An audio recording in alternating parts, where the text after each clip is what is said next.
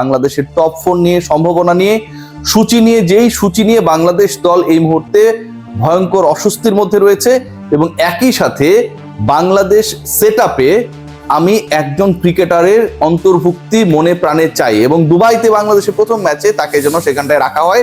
In details in depth discussion আমি করব definitely সন্ধ্যাবেলা। তার আগে বলে রাখি যে পারভেজ হোসেন ইমন যাকে ড্রপ করা হয়েছে সবশেষ ম্যাচে, he must be included to the 11 in the next match against Sri Lanka. Why I am discussing regarding Bangladesh Super 4 issue and the opportunity and probability of their final. সবচেয়ে বড় ব্যাপার যেটা বাংলাদেশ দলকে নিয়ে এই মুহূর্তে যদি আমরা চিন্তা করি তাহলে সবচেয়ে ইন্টারেস্টিং পার্ট সেটা হচ্ছে এই দলের শিডিউল। বাংলাদেশ দলকে সুপার 4-এ 3টা ম্যাচ খেলতে হবে। আপনারা সবাই জানেন শ্রীলঙ্কার এগেনস্টে, ইন্ডিয়ার এগেনস্টে, পাকিস্তানের এগেনস্টে।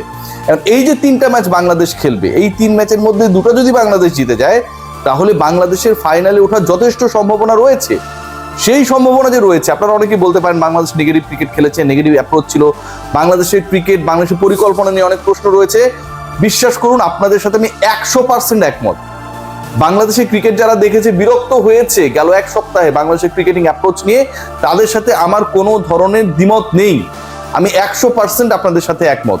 কিন্তু এন্ড অফ দ্য ডে এটাও তো সত্য যে বাংলাদেশ আলটিমেটলি যোগ্য দল হিসেবেই তাদের গ্রুপ থেকে টপ করে গেছে। আফগানিস্তান ভালো ক্রিকেট খেলতে পারে, কম্পিটিশন গ্রো করতে পারে, but end of the day they were beaten by Bangladesh, they were beaten by Sri Lanka. তারা তো 2টা ম্যাচে টানা হেরেছে। বাংলাদেশ হয়তো যেই স্কোরটা করা দরকার ছিল এগেনস্ট আফগানিস্তান, যে অ্যাপ্রোচে খেলা দরকার ছিল এগেনস্ট হংকং, সেটা খেলতে পারে নাই।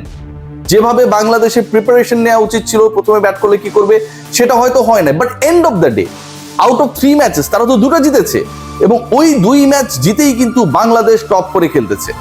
এমন না যে আলটিমেটলি শেষ পর্যন্ত বাংলাদেশকে রান রেটের হিসেবে বেটার টিম হিসেবে জায়গা করে নিতে হয়েছে বা জায়গা করে নিয়েছে টপ 4-এ। So we should pay respect. অনেক প্রশ্ন থাকবে, অনেক বিষয় নিয়ে বিতর্ক থাকবে, আলোচনা থাকবে।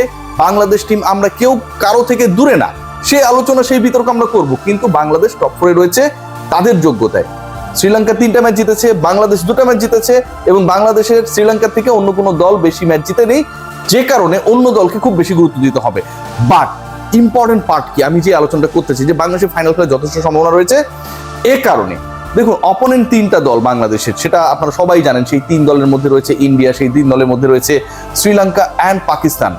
বাংলাদেশের সবশেষ যদি আমরা ম্যাচেসগুলো খেয়াল করি, সিরিজের রেজাল্টগুলো খেয়াল করি, শ্রীলঙ্কার মাটিতে গিয়ে ভাই বাংলাদেশ শ্রীলঙ্কাকে তো হারিয়েছে। আপনি তো এটাকে এসকেপ করতে পারবেন না, এই তথ্যটাকে আপনি কি অ্যাভয়েড করতে পারবেন না। আপনি আমি কেউই পারবো না। প্রথম ম্যাচে ডিফিটেড হবার পরে টানা 2 ম্যাচে বাংলাদেশ কনভিনসিংলি উইথ কনফিডেন্স জিতেছে। পাকিস্তানের বিপক্ষে ঘরের মাঠে বাংলাদেশ টানা 2 ম্যাচ জিতেছে। এখন খেয়াল করে দেখুন বাংলাদেশ প্রথম ম্যাচে শ্রীলঙ্কার এগেনস্টে যদি জিতে যায়, পরের ম্যাচ আগামীকালের ম্যাচ খেয়াল করে দেখুন, তাহলে বাংলাদেশের জন্য তো অনেক অনেক বেশি দ্বার উন্মুক্ত হয়ে যাবে। বাংলাদেশ সুপার 4-এ অলমোস্ট তাদের থার্ড ম্যাচটা যখন খেলবে তখন অলমোস্ট সুপার 4 শেষের দিকে। সেকেন্ড লাস্ট ম্যাচ টপ 4-এর সেকেন্ড লাস্ট ম্যাচটা বাংলাদেশ খেলবে 25 তারিখে পাকিস্তানের এগেনস্টে। সো বাংলাদেশ যদি, ইন্ডিয়ার কথা আমি বাদ দিলাম, তাদেরকে এই কাউন্টের মধ্যে না আনাই ভালো, they are the best no doubt. Okay, so পাকিস্তানকে যদি বাংলাদেশ হারিয়ে দিতে পারে 25 সেপ্টেম্বরে, তার আগে বাংলাদেশ কালকের ম্যাচটা যদি জেতে শ্রীলঙ্কাকে হারাতে পারবে না এরকম তো কোনো আলোচনা নেই। পাকিস্তানকে 25 তারিখে হারাতে পারবে না এরকম কোনো আলোচনা নেই। পাকিস্তান যে ধরনের ক্রিকেট খেলেছে, যে ব্র্যান্ডের ক্রিকেট খেলছে so far in the Asia cup, খুব কনভিনসিং ক্রিকেট খেলেছে। বাংলাদেশের থেকে কি বেটার ক্রিকেট খেলেছে? বাংলাদেশের থেকে কি বেটার রান রেটে তারা টোটাল পোস্ট করেছে? খুব ভালো বল করেছে তারা। ইন্ডিয়া এবং পাকিস্তান ম্যাচটা যদি খেয়াল করে দেখেন, তারা পাত্তাই পায় নাই।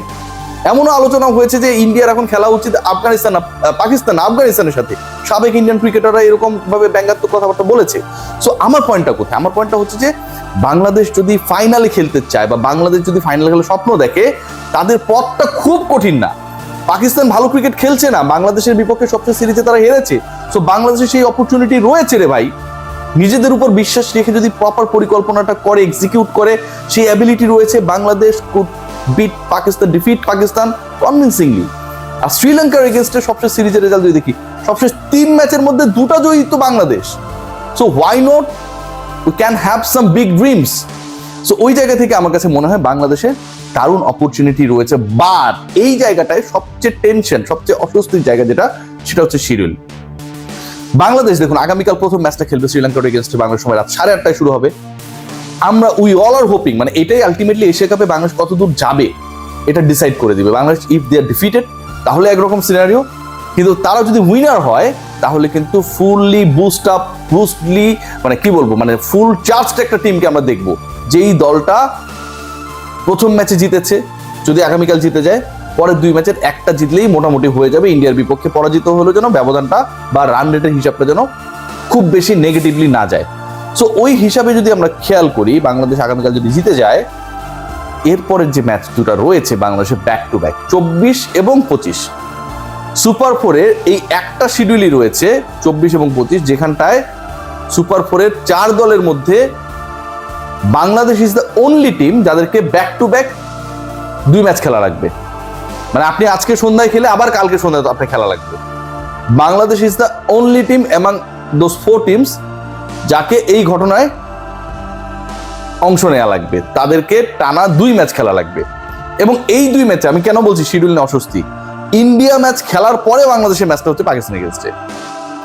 যদি পাকিস্তানের এগেইনস্টে প্রথম ম্যাচটা হতো, আগামীকালের ম্যাচ খেলার পর বাংলাদেশ একটু ফ্রেশ হওয়ার সময় পেত, একটু রিল্যাক্স পেত। কিন্তু বাংলাদেশ ইন্ডিয়ার এগেইনস্টে খেলার পরে তাদেরকে ব্যাক টু ব্যাক, মানে হচ্ছে ম্যাচ শেষ হওয়ার পরে বাংলাদেশ 17-18 ঘন্টা পাবে আরেকটা ম্যাচে যখন নেমে পড়তে হবে। এটা কিন্তু আমার কাছে মনে হয় ফিজিক্যালি একটা যে কোনো দলের জন্য is a very tough situation. Recovery session বলে একটা ব্যাপার থাকে, ওয়ার্কলোড ম্যানেজমেন্ট বলে একটা ব্যাপার আছে, সেই জিনিসগুলো বাংলাদেশ অনেক ক্ষেত্রে আমার কাছে মনে হয় ম্যানেজ করার ক্ষেত্রে একটা চ্যালেঞ্জ করবে। সো ওই যে সিচুয়েশনটা আমি যেটা বললাম যে শিডিউল ওয়াইজ বাংলাদেশ আনলাকি, এটা এমন না এই শিডিউলটা তো প্রি ডিসাইডেড যে বাংলাদেশকে দেখে এটা করা হয়েছে, এরকম ভাবারও কোনো কারণ নেই। কিন্তু এই যে শিডিউলটা যেটাতে বাংলাদেশ আলটিমেটলি তার গ্রুপের সেকেন্ড টিম হিসেবে গেছে, সেকেন্ড টিম এই গ্রুপের যেই হতো, বাংলাদেশের জায়গায় শ্রীলঙ্কা আর বাংলাদেশের জায়গায় আফগানিস্তান, তার জন্য এই ঘটনা ঘটতোই। So Bangladesh schedule wise they are in a চিপা। বাট মজার ব্যাপার যেটা, সেটা হচ্ছে বাংলাদেশের একটা যথেষ্ট সম্ভাবনা রয়েছে। আমি মনে করি এই সম্ভাবনার ম্যাচে বাংলাদেশের 11 সিলেকশন অ্যান্ড অ্যাপ্রোচ ঠিক করাটা খুব বেশি গুরুত্বপূর্ণ। 11-এ আমি যেভাবেই হোক আই ওয়ান পারভেজ হোসেন ইমন, ওপেনিংয়ে আমি তানজিদ তামিমের পার্টনার হিসেবে ইমনকেই দেখতে চাই। অনেকেই কোয়েশ্চেন করতে পারে যে কোন জায়গায় ইমন খেলবে, কার জায়গায় ইমন খেলবে, লাস্ট ম্যাচে উইনিং কম্বিনেশন বাংলাদেশ কেন ভাঙবে। Definitely many valid questions you can raise, but সেটা নিয়েও ব্যাখ্যার সুযোগ রয়েছে, সেটা নিয়েও আলোচনার সুযোগ রয়েছে, সেটা নিয়েও বিকল্প ভাবনার সুযোগ রয়েছে। সেই ডিসকাশনটা আমি করবো আজকে সন্ধ্যার আলোচনায়। বাংলাদেশ দলের জন্য দারুণ একটা সুযোগ, দারুণ একটা opportunity to make sure the Asia cup final once again. 3 ম্যাচের 2টাই জিতলে, বাংলাদেশ সবশেষ 3 ম্যাচের এশিয়া কাপে 2টাই জিতেছে। পাকিস্তান এবং শ্রীলঙ্কার বিপক্ষে 2টা ম্যাচ জিতে গেলেই বাংলাদেশ সবশেষ সিরিজে হোমে অ্যাওয়েতে এই 2 দলকে হারিয়েছে। বাংলাদেশের এশিয়া কাপ ফাইনাল এনশিওর করা সম্ভব, ভাবতে পারে।